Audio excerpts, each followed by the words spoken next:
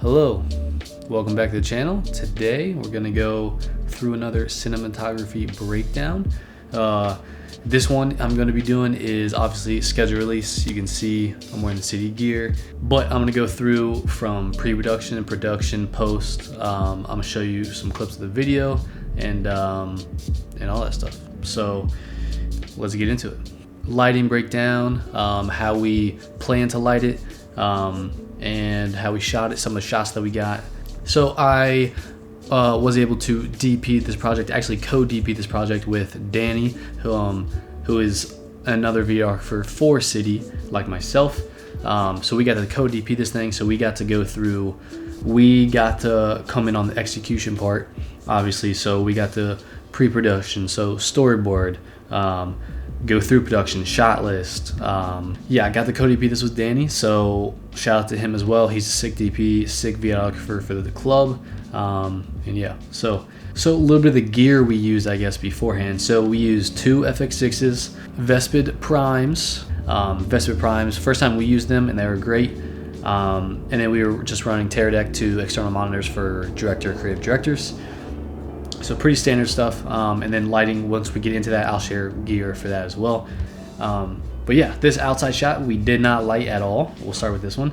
So this is Danny actually pulling the door open, fun fact, and then he walks in. You see here where obviously the distance is farther away, and then once we go in, the door's coming toward us, so I had to very sharply, and then we also wanted, it was a lot of elements going on at once. We also wanted this sign to flip or like teeter-totter, I guess, shake. All right, so the back, so there was two parts to this tattoo shop, kind of three.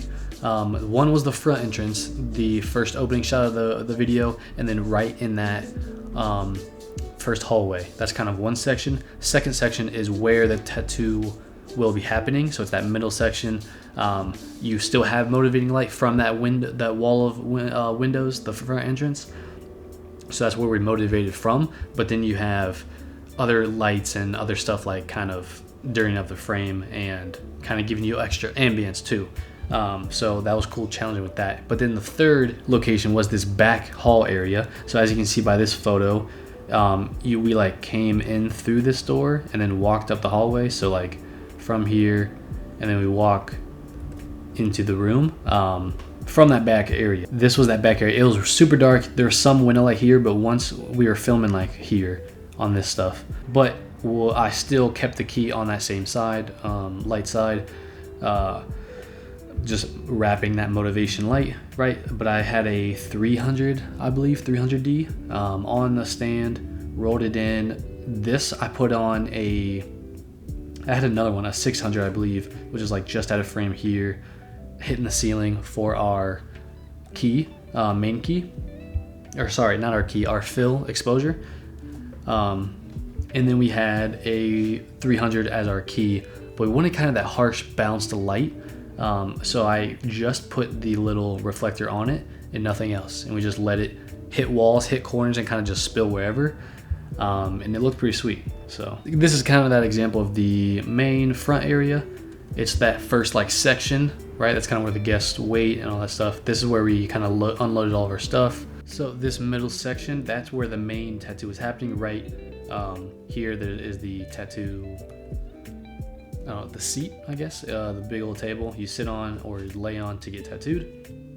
And then this is our tattoo artist's like station section. So we got a lot of pickup B-roll shots of just the different cool frames on the wall, this tattoo word. We got like one of the open shots is of this skull over here.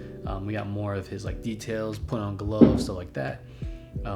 But the lighting, so this is the main section, and then I'm going to show you guys. So this is our lighting breakdown of that middle section, right? So you can see that, so this is the wall, right? So this is that first, so the wall of windows is like here, right? You like entrance right through here, and then you come up the stairs into the middle section through this, there's like an alleyway, and then that starts this like glass wall. You'll see in some of the frames, the glass wall, and then this is the back wall. So that wall that's just right there, this wall right here, right? And then this is the tattoo artist's table. and this is just one camera here. So the original idea, we had a scrim, so we had a full stop bleached muslin scrim, 8x8 that we set up on a frame. We set it up right here, so we wanted to motivate to make the story still make sense over from the beginning to the end of the story. We had to maintain continuity, but also not just within the storyline and like the shots and the like how we tell it, but also with the lighting and camera movements and all this stuff. So one of those things, lighting.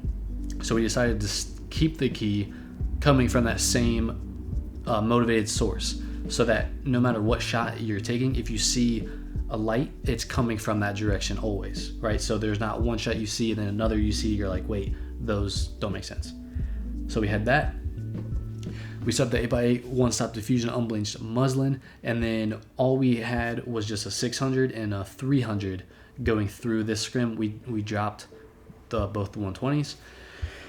So we had 900 of output. That was our main key. So there's a light on this back wall that you saw in that last frame, and then that's pretty much it. And there's like there's more stuff out here or whatever, like light. But these are the only two light sources that was there was a window and it was motivating, right? So we decided to work with that. We blast 900 through here, a 600, 300. We also set up a 1200D outside coming through that other window, just to give like that sun look, that like flary look, like just to keep the exposure up as well, right? Because we wanted to motivate sunlight, right? And yeah, and then we just had I believe just a 300 on sticks blasted at the ceiling, just to give us some of that exposure fill and exposure lift up, so that we could still match to the outside without being underexposed or overexposed. This is the 1200. We just boomed it up straight through the window, and this window had cool slants in it. They're all coming down. Wait, let me change this color. They're all coming down like this, and it gave this cool like wavy effect, so it softened the light even more, which is pretty cool.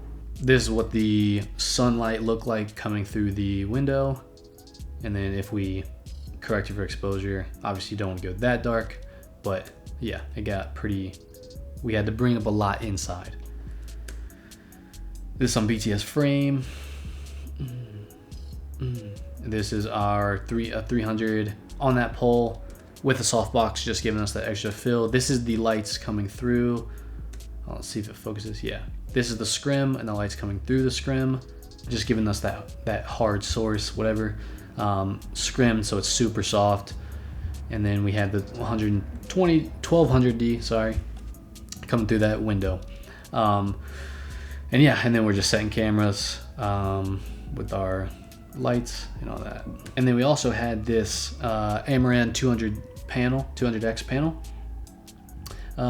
just for extra, because there was a lot of elements we got like on this board and like somewhere in here that none of these lights were bouncing and really hitting it all, so we just had this for just a little extra top-down exposure. So this is kind of the wide, I guess, version of that, what we had here. So 8x8 scrim, obviously, 600 we had it off, going through one, and like a 300 or a 120, whatever D, coming through as well to be our main key source. We had the Amaran just for some of these extra fillers, and then we had a 300 here, boom, the ceiling. The ceiling was black, so it softened the shit out of the light, but coming off of this, we blasted it at that, we decided to, so it would spill and like be more reflective, because it was like a black but like a glossy, so it was like more reflective than it was like a matte ceiling. It was weird. If we couldn't have done that and this big pole wasn't here, my suggestion would have just been crank it off the wall, or go get a bounce, like a 1x1 or a 2x2 bounce. Could even be a V flat sitting up on this, maybe sit it up on here, blast it at that at an angle, so that way the V flat is kind of like making it spill onto there, if that makes sense, right? It's angled it away and then it's hitting maybe from the bottom and then it spills up, right? So it just gives that extra flavor, right? Here's some of our BTS frames. I'll kind of talk through these. I mentioned it earlier. Yeah, just have one on rollers, right? Our exposure light, fill light pretty much. And we just blast it at poles, reflective parts of the ceiling because it was all black. And then, or just walls, right? So you could blast it off of this wall clear. So here's this shot here. You can clearly see the light coming through the key. We had the 1200 kind of hitting from here, and it's kind of giving us a little bit of this. This is giving us that as well, but it's also hitting some of this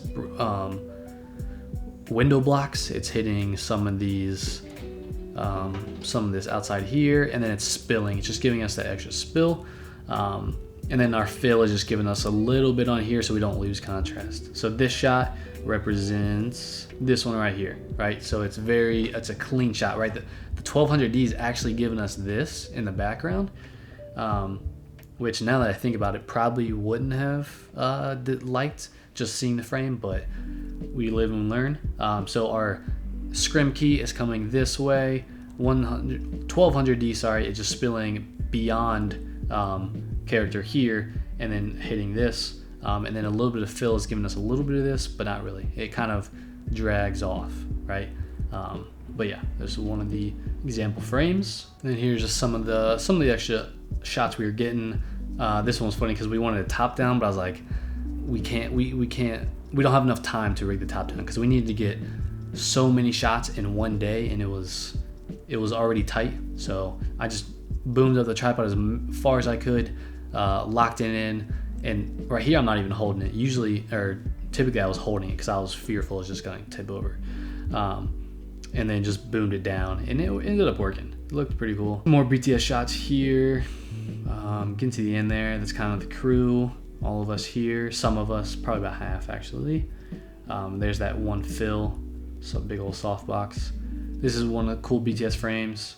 We had this cool, this jersey, I wasn't here last year, but when they shot the video last year, it was based around this video, or this jacket, and all the logos were getting pinned. It's pretty cool. So we had like a teaser for this video. It's cool. So it's pretty sweet. And yeah, it's another shot. This is actually the talent, tattoo artist, and myself in this shooting, and he's actually getting the tattoo.